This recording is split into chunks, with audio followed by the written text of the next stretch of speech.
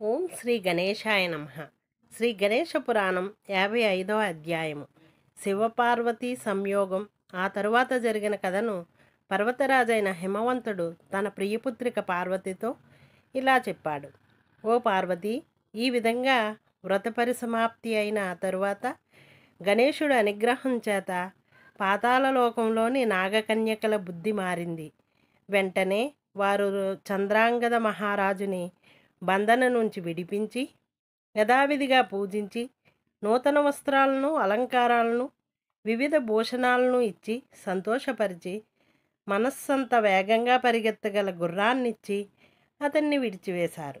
అప్పుడు ఆ రాజు సరోవరం నుంచి బయటికి వచ్చి తన అశ్వాన్ని చెంతనే ఉన్న ఒక వృక్షానికి బంధించి స్నానం చేస్తుండగా అక్కడి ప్రజలు కొందరు చూసి ఆ రాజునకు నమస్కరించి అతన్ని కుశల ప్రశ్నలు వేశారు. వారి వల్ల ఇందుమతి మరియు తన కుమారులు క్షేమాన్ని తెలుసుకుని మానసిక చింత తొలగగా ఆ రాజు స్వాంతన చెందాడు. కొందరు ప్రజలు అతన్ని గుర్తించి, ఓ ప్రభు, కొద్దిసేపటి క్రితమే మహారాణి ఇందుమతీదేవి ఈ సరోవరంలో స్నానం చేసి వెళ్ళింది. ఆమె ధర్మనిరతురాలై ఉపవాస వ్రతంతో కృషించి ఉన్నది. కుమారుని యందే తన ప్రాణాలను ఉంచుకొని జీవయాత్ర శేషితురాలై ఉంది అని చెప్పారు. కొందరు పరిగెత్తుకు వెళ్ళి రాజనగరిలో మహారాజు తిరిగి వచ్చారన్న శుభవార్త పట్టణమంతా చాటారు. ఈ విషయాన్ని తెలుసుకున్న రాణి మనస్సు ఆనందంతో వాలలాడింది. ఆమె తన వెంట మంత్రులను, సైనిక ప్రముఖులను తీసుకుని నగరమంతా శోభాయమానంగా అలంకరింపచేసి తాను సర్వాంగ సుందరంగా అలంకరించుకొని భూసురులైన బ్రాహ్మణులను గోహిరణ్యాదులచే సంతోషపరిచి సువాసినులైన ముత్తైదువులకు మంగళహారతి ద్రవ్యాలను ఇచ్చి సన్నాయి వంటి మంగళవాయిద్యాలతో కూడి సరోవర తీరానికి బయలుదేరి వెళ్ళింది. అప్పుడు ఆ చంద్రాంగద మహారాజు అందరి యొక్క కుశల ప్రశ్నలు అడిగి ప్రముఖులందరినీ తాంబూలాదులతో గౌరవించి తాను స్వయంగా మహారాణి ఇందుమతి విడిది చేసిన శిబిరానికి వెళ్ళాడు. అలా 12 సంవత్సరాల కాలం భార్యాభర్తలు ఇరువురు ఒకరినొకరు చూసుకోని కారణం చేత శాస్త్ర విధి ప్రకారంగా ప్రాయశ్చిత్తాది కర్మలను బ్రాహ్మణుల చేత జరిపించి పుణ్యాహవచన మంత్రపఠనంతో రుద్రాభిషేకాలను చేయించి బ్రాహ్మణులకు దక్షిణాధికములను ఇచ్చి నరదృష్టి తొలగేందుకు గుమ్మడికాయ పగలగొట్టి ఆ తరువాత ముందుకి నడిచి కృష్ణపక్ష చతుర్దశి నాటి చంద్రకళలా ఉన్న భార్య ఇందుమతిని చూశాడు.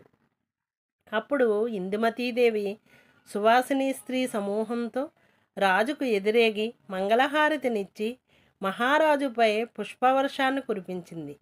ఆ దంపతులు ఆనంద బాష్పాలను తుడుచుకొని హర్షంతోనూ శోకంతోనూ ఇంతకాలం తాము పడ్డ కష్టసుఖాలను పరస్పరం చెప్పుకుని కాసేపు విచారించారు. ఆ తరువాత మంత్రులతో పరివృత్తుడైన రాజు తాను పట్టపు టేనుగుపై కూర్చుండి పదాతి దళాల ముందు నడుస్తుండగా ఇరుప్రక్కలా ఖడ్గములు ధరించి అశ్వారూఢులైన సైన్యంతో నగరిలోకి ప్రవేశించాడు. ఇరుప్రక్కలా ఏనుగుల ముందు నడుస్తుండగా వందిమాగధులు కైవారం చేస్తుండగా నర్తకీమణులు నృత్యం చేస్తూ వాయిద్యఘోషాలతో ముందు నడుస్తుండగా ఆ సమూహం అంతా రాజుతో సహా నగరిలో ప్రవేశించారు. అలా ఊరేగింపుగా వెళ్ళిన వారు రాజభవనం వరకు వెళ్ళి రాజు వద్ద అనుమతిని గైకొని తమ తమ గృహాలకు మరలి వెళ్ళారు. ఆ తరువాత ఆ రాజు వేద పండితులైన బ్రాహ్మణోత్తముల చేత షడ్రసోపేతమైన విందు చేయించి తాను కూడా సోదరులతో కూడి పూజించాడు.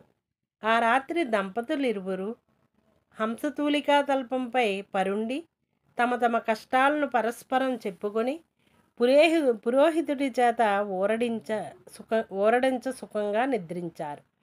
రాణి వద్ద నుంచి వినాయక వ్రత మహిమను గురించి విని చంద్రాంగదుడు ఆ వ్రతాన్ని తాను చేయాలని సంకల్పించాడు. ఆ తరువాత కొన్నాళ్లకు శ్రావణశుద్ధ చతుర్థి రాగా మహోత్సాహంతో ఆ వ్రతాన్ని ఆచరించాడు అంటూ ఈ వృత్తాంతాన్ని తన తనయైన పార్వతికి వివరించాడు హిమవంతుడు. అంత పరమేశ్వరుడు తన శరీరంలో సగభాగాన్ని వసిగి ఆమెతో కూడి కైలాసానికి వెళ్ళాడు. అప్పుడు దేవతలంతా తమ తమ స్థానాలకు వెళ్ళారు అంటూ బ్రహ్మ ఇలా అన్నాడు: ఓ వ్యాసమునీంద్ర, నీ కోరిక మేరకు గణనాథుని వ్రతమహాత్యాన్నంతా వివరించాను. ఇప్పుడు నీకు ఇంకో కథ చెబుతాను. ఆ కథను వినడం వల్ల మానవుడు సర్వ పాపముల నుండి విముక్తుడై సర్వాభీష్టములను పొందగలడు అన్నాడు.